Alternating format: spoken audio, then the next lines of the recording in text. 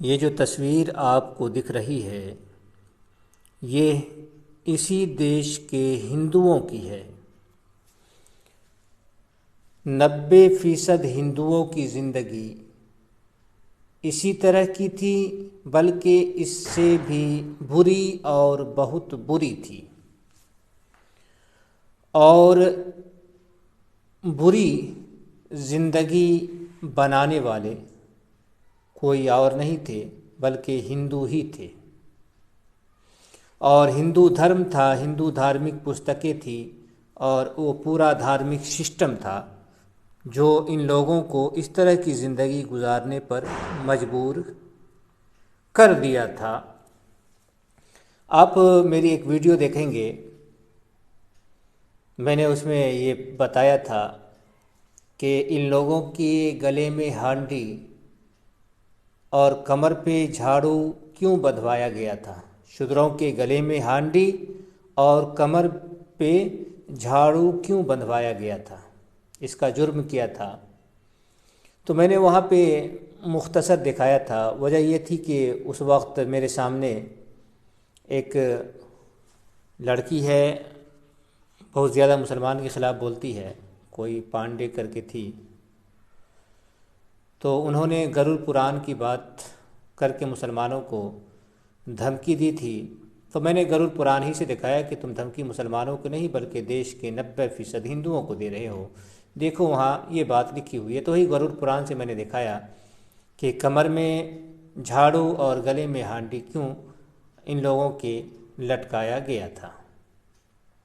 तो ये जो तस्वीर आपको दिख रही है, इन लोगों की हालत इससे बहुत बुरी थी। और मेरी जितनी भी वीडियो आई है आप देख लें, सारी वीडियो के अंदर मैंने यही दिखाने की कोशिश किया है। और ये भी ख्याल में रहे कि ये जो है, ये हिंदुओं की चौथी जाति के साथ किया गया सलूक है। ख्याल रहे कि धार्मिक पुस्तकों के अंदर सिर्फ 4 जातियों का तज़किरा आया है। ब्राह्मण, क्षत्रिय, जो ब्राह्मण की ही औलाद होती है, जिसको राजपूत कहते हैं। जब सारे राजपूत मर्दों को मार दिया गया, ख़त्म कर दिया गया 21 बार, तो इनकी बहन बेटियों से ब्राह्मणों ने ज़बरदस्ती करके बच्चा पैदा किया, उसको राजपूत कहते हैं। और ये बात धार्मिक पुस्तकों में 50 जगहों पे लिखी हुई है। और मेरी वीडियो भी होगी, और आइंदा भी मेरी कई वीडियो इस पे इंशाअल्लाह ज़रूर आएगी। उसके बाद तीसरी जाति है वैश्य की, और चौथी जाति है शूद्र की। इसके अलावा आज के दौर में जो आपके देश के अंदर दलित लोग हैं, वो 5वें नंबर पे आते हैं। जैसा कि शंकराचार्य जी कह रहे थे कि इनको हम लोगों ने 5वें नंबर में शामिल कर लिया है। तो ये सलूक जो हो रहा है, ये चौथे नंबर के लोगों के साथ हो रहा है। 5वां नंबर तो बहुत दूर है, वो इतना दूर है कि आप तसव्वुर कर सकते हैं कि हिंदू धर्म की निगाह से देखें तो उसको कहाँ पे रखा जा सकता है। वैसे अगर सारी धार्मिक पुस्तकों को देखा जाए तो हर वो शख्स जो हिंदू नहीं है, वो किसी भी सूरत में हिंदू नहीं हो सकता है। न हिंदू धर्म में कहीं हिंदू बनने का तरीक़ा है आया है, बल्कि ये बात 50 जगहों पे आई है। और मैं इस पे जब कभी काम करूँगा तो उस चीज़ को लाऊँगा कि एक इंसान जब पैदा होता है तो पिछले जन्म के पाप या पुण्य की वजह से पैदा होता है। ये बात वेद के अंदर, उपनिषद के अंदर, पुराण के अंदर, इसी तरह से स्मृतियों के अंदर, सारी धार्मिक पुस्तकों के अंदर ये बात आई है। पिछले जन्म की वजह से फैसला होता है कि इंसान क्या बनेगा, ब्राह्मण, क्षत्रिय, वैश्य, शूद्र या जो कुछ बनेगा। तो इस तरह के मंत्र सैकड़ों आए हैं। तो इन मंत्रों से ये पता चलता है कि हिंदू जन्म से होता है, और ये जो ऊंच नीच है वो जन्म से है। और मैंने कई वीडियो में दिखाया भी गया है कि ऊंच नीच जन्म से है। यह जो किताब पुस्तक आपके सामने खुली हुई है, इस पुस्तक का नाम है वशिष्ठ धर्म सूत्रा, वशिष्ठ स्मृति। इसका अध्याय हो गया है आपको 6। इसको हम रामराज का संविधान भी कह सकते हैं। वो इसलिए कि राम जी के जो पुरोहित थे वो वशिष्ठ थे, और किसी भी राज के अंदर जो कानून चलता था इन लोगों के हिसाब से वो ब्राह्मणों का चलता था। और वो बात मनुस्मृति और भी 50 जगहों पे वो बात भी लिखी हुई है कि राज तो ब्राह्मणों का रहेगा, लेकिन कानून जो बनावेगा और जिस कानून का पाबंद रहना होगा, पाबंदी करना होगा राजा को, वो ब्राह्मणों का लिखा हुआ कानून रहेगा। इस तरह की बातें हैं। तो आज देखते हैं इसके अंदर के शूद्रों के बारे में क्या लिखा हुआ है। वो जो शबरी के झूठे बैर खाने की बात आती है, वो बात भी समझ में आ जाएगी कि रामराज के अंदर क्या कुछ हो रहा था और लोग यहाँ क्या कुछ फैला रहे हैं।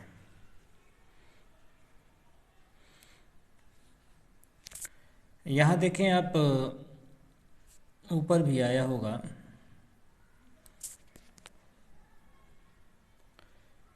इसको छोड़ देते हैं, इसको पर देखते हैं। यहाँ लिखा है कि कोई पात्र वेद से है और कोई पात्र तप से है। पात्र कहते हैं बर्तन को, और पात्रों का भी पात्र वो है कि जो शूद्र के अन्न को नहीं खाता है।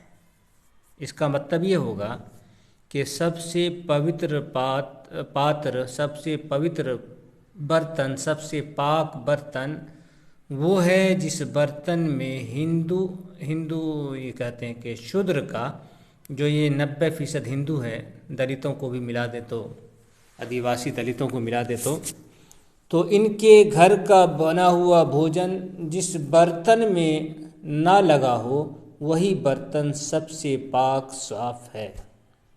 आप समझ सकते हैं कि इस मंत्र में रामराज के अंदर क्या चल रहा है। कभी 10 साल 20 साल पहले अगर उस बर्तन में किसी शूद्र ने खाया हो, ज़रा तसव्वुर करें आप कि ये क्या चल रहा है। बड़ी वाकई में सोचने वाली बात है। साथ खाने तो दूर की बात है कि कभी भी उस बर्तन में शूद्र ना खाया हो, इनके हिसाब से निचली जाति का हिंदू ना खाया हो। यह भी ख्याल रहे कि मुसलमानों के लिए, इस्लाम को मानने वालों के लिए ये बात नाकाबिल तसव्वुर है। यानी एक मुसलमान ये सोच भी नहीं सकता है कि कोई इंसान नीच भी हो सकता है, कोई इंसान बड़ा भी हो सकता है, कोई नीच भी हो सकता है, कमज़ात या इस तरह की बातें जो बोलते हैं उर्दू के अंदर, वो इस तरह के लोग हो सकते हैं। ये एक मुसलमान जो मुसलमान अपने को मानता है वो इस बात का तसव्वुर मेरे ख़्याल से नहीं कर सकता है कि इस्लाम में इसका तसव्वुर ही नहीं है कि कोई ऊंच नीच हो। अब देखें कि सबसे मुझको खैर तकलीफ़ तो हुई लेकिन हंसी भी आई कि वो मुफ्ती क्या नाम है, उनको फंसाया गया तो उन पर एक एक्ट ये भी लगा था कि इन्होंने दलितों का अपमान किया है, उसको नीच बताया है। हालांकि ये नीच हिंदू धर्म की बुनियादी चीज़ है। इस पर ऊंच नीच पर हिंदू धर्म खड़ा है। अगर इस बात को हटा देंगे तो फिर हिंदू धर्म कदम समुंदर में चला जाएगा, पाताल लोक में। लेकिन आज तो वो है कि ब्राह्मण रास्ता ढूंढता है कि हम किस रास्ते से लोगों को बेवकूफ़ बनाएं, तो उस तरह से बेवकूफ़ बनाता है। तो खैर आप देखें, ये मंत्र आपके सामने 25वां मंत्र था, इसके अंदर कितनी बड़ी बात लिखी हुई है। आगे देखें, जो ज़्यादा ख़तरनाक बात है वो और आगे है। यहाँ लिखा है कि जिसका शरीर शूद्र के अन्न से पुष्ट है। इसके हर हर शब्द पर, हर हर लफ्ज़ पर आपको ध्यान देना है कि जिसका शरीर, जिसका बदन शूद्र के अन्न से, शूद्र के भोजन से, शूद्र के खाने से भरा हुआ है, वो चाहे नित्य वेद पढ़ता हो और अग्निहोत्र तथा यज्ञ को भी करता हो, परंतु तो भी वैकुंठ को नहीं प्राप्त हो सकता। मतलब ये हुआ कि इस दुनिया के अंदर सब बड़े से बड़ा महात्मा क्यों ना हो, बड़े से बड़ा, इनके हिसाब से मैं बोल रहा हूँ, बड़े से बड़ा पंडित ज्ञानी धार्मिक क्यों ना हो, बड़े बड़े ऋषि मुनि क्यों ना हो, ये वशिष्ठ है, अत्रि है, और भी बहुत सारे है, व्यास है, पराशर है, और भी बहुत सारे बड़े बड़े ऋषि हैं, ये लोग भी अगर खाए होते शूद्र के घर का भोजन तो वो भी वैकुंठ को यानी स्वर्ग को नहीं जा पाते, वो लोग भी नर्क में चले जाते हैं। इस तरह की बातें वशिष्ठ धर्मसूत्र के अंदर, रामराज के संविधान के अंदर लिखी हुई है, आप देख सकते हैं। आपके सामने खुला हुआ है और बाज़ाब्ता निशान लगा हुआ है, इसमें इस तरह की कोई बात नहीं है कि क्या देखना है क्या नहीं देखना है, जो चीज़ है वो आपके सामने खुली हुई है। आगे देखें, इससे भी ख़तरनाक बात है कि जिस ब्राह्मण के मरते समय शूद्र का अन्न उदर में रह जाता है वो शूकर की योनि पाता है।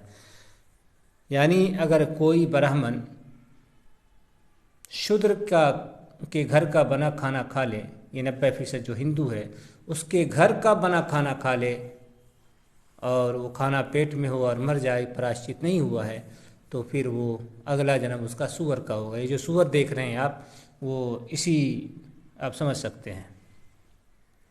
और भी कारण है हिंदू धर्म में सूअर में जन्म लेने का। आगे है अथवा शूद्र के कुल में जन्म लेता है। अब यहाँ देखें, शूद्र भी बनता है, शूद्र के कुल में जन्म लेता है, इसका मतलब ये हुआ कि जन्म ही से जो है शूद्र भी होता है। ये वशिष्ठ धर्मसूत्र और रामराज के अंदर ये बात लिखी हुई है, आपके सामने है, आप देख सकते हैं। ये निशान से 4वें लाइन के अंदर शुरू ही में ये बात लिखी हुई है।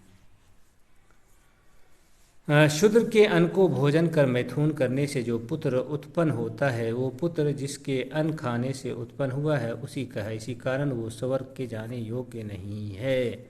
अब देखिए यहाँ बहुत सारी बातें आपको बिल्कुल एकदम नंगी होकर के वो सारी चीज़ें आपके सामने आ जाएंगी, जाहिर होकर के। कि ब्राह्मण शूद्र के घर का भोजन खा ले और अपनी पत्नी से जाके मिले और बच्चा पैदा हो, तो बच्चा उस ब्राह्मण का नहीं माना जाएगा। और भी दूसरी जगहों पर धार्मिक पुस्तकों में है कि वो बच्चा उसी शूद्र का माना जाएगा जिस शूद्र का उसने अन्न खाया है, भोजन खाया है, खाना खाया है। इसी कारण आगे जो देखने वाली बात है, और सबसे नीचे सबसे आखिर में जो देखने वाली बात है वो ये है कि इसी कारण वो स्वर्ग जाने योग्य नहीं है। कौन जाने योग्य नहीं है? ब्राह्मण जाने योग्य नहीं है। इसका मतलब ये हुआ कि स्वर्ग, बल्कि ये बात व्यास स्मृति के अंदर आई है, पराशर स्मृति के अंदर भी है, और भी कई धार्मिक पुस्तकों के अंदर है कि शूद्र का अन्न खाने से नरक की प्राप्ति होती है। यानी जो ये हिंदू है, इनके हिसाब से नीचे दर्जे के, जिसको ये नीच बोलते हैं, और हज़ारों जगहों पर धार्मिक पुस्तकों में ये बात आई है, उसके घर का ये लोग खाना खा ले तो नर्क में चले जाएंगे। इन लोगों को भी सोचना चाहिए कि ब्राह्मण मेरे घर का एक वक्त का खाना खा ले तो वो नर्क में चला जाता है, तो हम जो पूरी ज़िंदगी अपना खाना खाते हैं तो कहाँ जाएंगे? आखिर मेरे खाने में रहता क्या है? कोई अलग से बनाने का तरीक़ा नहीं है। जिस तरह से ब्राह्मण बनाते हैं उसी तरह से ये लोग भी बनाते हैं, सारे लोग बनाते हैं, पूरे हिंदुस्तान में उसी तरह से खाना बनता है, सब्ज़ी बनती है, सब कुछ बनता है। तो फिर क्या है वो तो सारी बातें आप ऊपर से देखेंगे तो समझ में आ जाएगा कि इसका बर्तन भी मतलब अपवित्र हो जाता है, ये वो दुनिया भर की बातें आप जो है इसके अंदर देख सकते हैं, और बाकी आप समझ सकते हैं अपने तौर पर। और आगे क्या है, इसमें जो निशान नहीं दिए हैं तो देखते हैं क्या है।